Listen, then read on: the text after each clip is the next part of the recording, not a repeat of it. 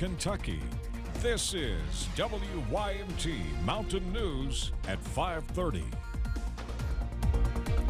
Good evening, I'm Steve Hensley. It's been another typical summer day, but some storms could be headed into our region and more heat. First Alert meteorologist Cameron Aaron has more on what to expect. Cameron.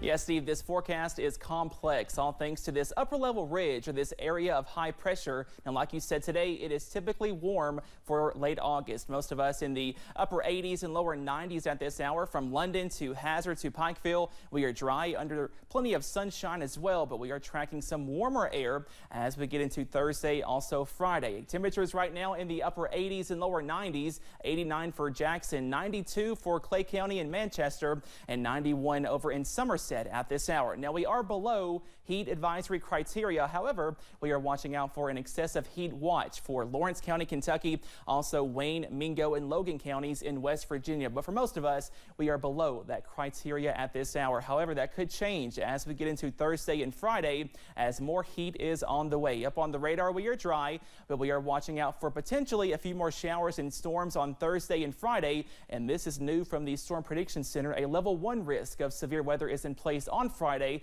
Some of those could pack a punch with heavy rain and gusty winds. More details plus your full 7-day forecast coming up in just a few minutes. Steve? Cameron, thank you. While some of us are lucky enough to work from an air-conditioned office or at home, mail carriers, construction workers, and others have jobs that require them to work outside even when it's about 100 degrees. Brian Renfro, president of the National Association of Letter Carriers, says it's not just uncomfortable, it's dangerous. Currently, there are no federal safety standards specifically protecting people who are working outside in extreme heat. The ability for workers to take breaks, have access to climate-controlled areas, to hydrate. CDC data says more than 1,000 Americans die every year due to extreme heat, and experts say the number is likely even higher than that because of the difficulty collecting data on heat-related deaths. We'll have more about this from a local perspective at 6. The Mississippi Bureau of Investigation is collecting evidence following a shooting that left 2 people dead and 2 injured early this morning. Madison County, Mississippi deputies say they got a call late last night about a domestic disturbance in the Oakfield subdivision. The deputies found 2 gunshot victims at the entrance of the neighborhood and were told there was a possible gunman still near the area. After a brief pursuit, they found the suspect with a 3rd victim. The first presidential debate of the 2024 presidential election is being held tonight in Milwaukee. Republican presidential hopefuls will square off in the primary debate, but former President Donald Trump will not be on hand. CBS's Skylar Henry has more from the White House. The debate stage is set, and the candidates are ready to lay out their vision for America if they win the White House. Do you want incremental reform? Or do you want revolution? I stand with you on the side of revolution. 8 candidates are scheduled to debate tonight, but not all of them may make it. North Dakota Governor Doug Burgum ended up in the emergency room with a basketball injury and will do what he can to make the debate, but it's not guaranteed. Former President Donald Trump is guaranteed to skip the debate. The frontrunner says he taped an interview with Tucker Carlson, which will be released just as the debate begins, and he's promising fireworks. Republican voters tell CBS News, according to the latest poll, that they want to hear the candidates on the stage tonight talk about the issues, not just take shots at the frontrunner. Because that's more of a distraction than anything else.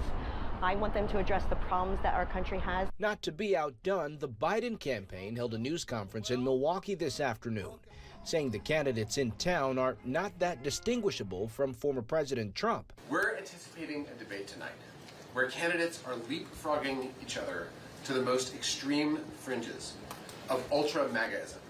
The Biden campaign also put up billboards around Milwaukee with the Dark Brandon internet meme, slanting Republican positions. Skylar Henry, CBS News, the White House. President Biden, who is vacationing in Lake Tahoe, California, says he plans to watch as much of the Republican debate as he can. It is a busy day at the Fulton County Jail in Georgia, where a number of former President Trump's co-defendants are turning themselves in. Rudy Giuliani surrendered to authorities a couple of hours ago, and they did take a mugshot of him. Several others are already out on bond. An attorney familiar with the jail says the bookings are happening in record time since the defendants have been negotiating bond ahead of time. President Biden has announced a new advanced research project in the fight against cancer. It's part of his Cancer Moonshot initiative, which has a goal to cut cancer deaths in half by 2047.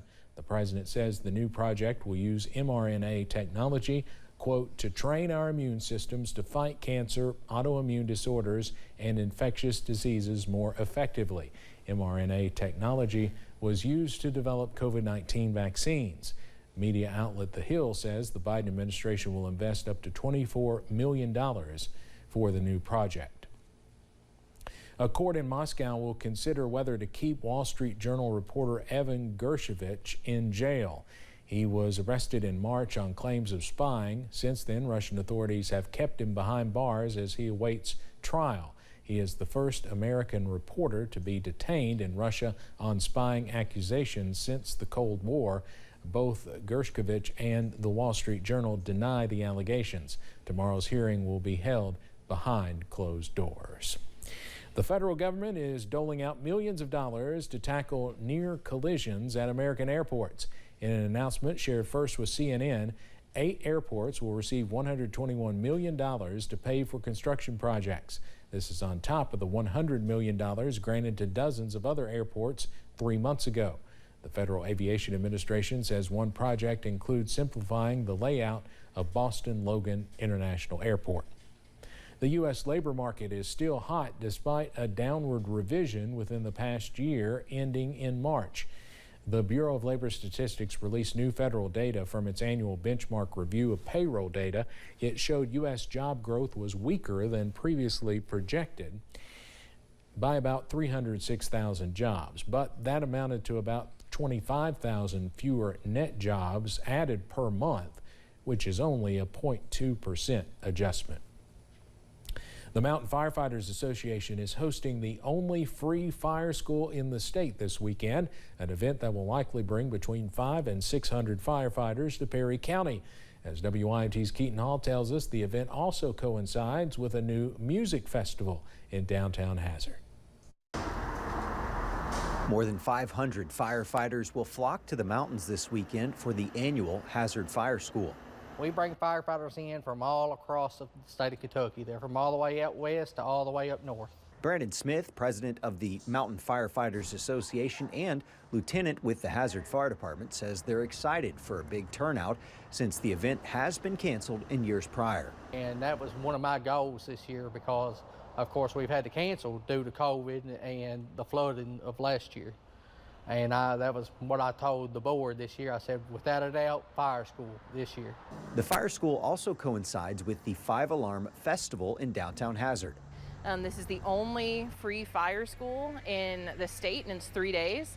So we're going to have this event as a way to kind of have a really fun Saturday for them.